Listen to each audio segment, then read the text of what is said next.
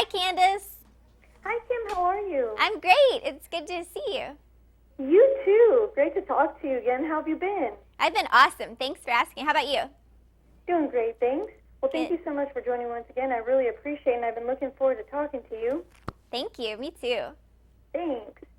So can you tell us about the tiny house movement? Why is tiny the trend for living spaces these days?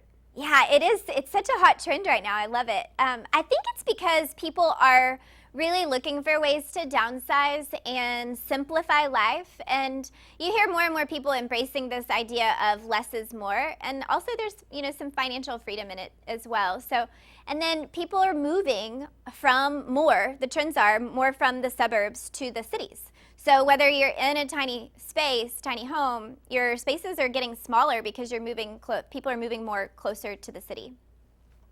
Do you have any advice on how we can create our own style in a small space? Where should we start? Yeah, definitely.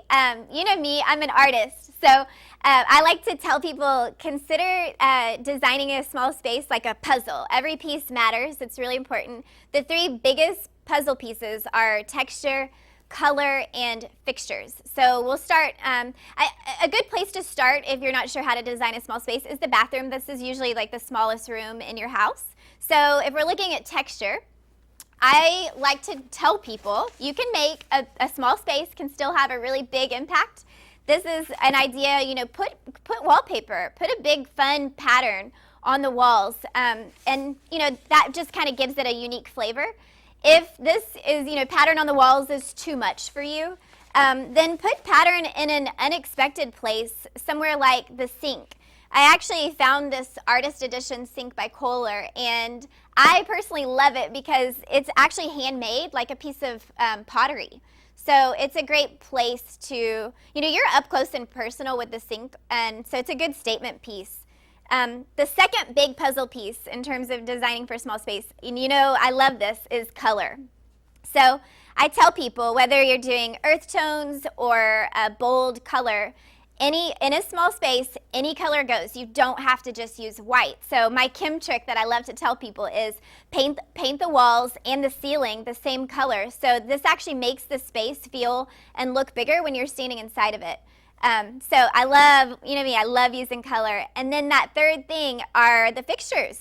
So kind of that layer of that detail is to pick something that has more charm.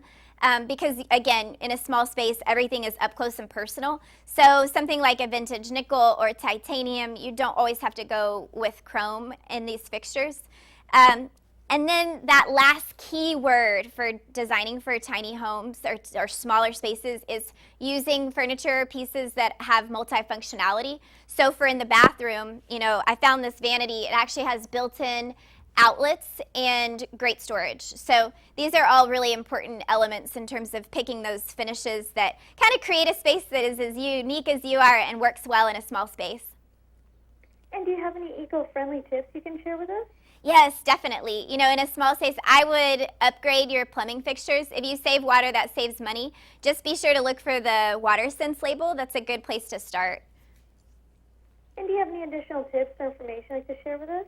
Yeah, I say for inspiration, check out us.kohler.com. If you're interested in the tiny house movement and you want to see more pictures, follow Kim Lewis Designs on Instagram. Well, thank you as always, Kim. I really appreciate it. Have a great afternoon. Thank you. You too. Thank you. See you on Instagram. Okay, yes, I will. Thanks. Bye-bye. Bye.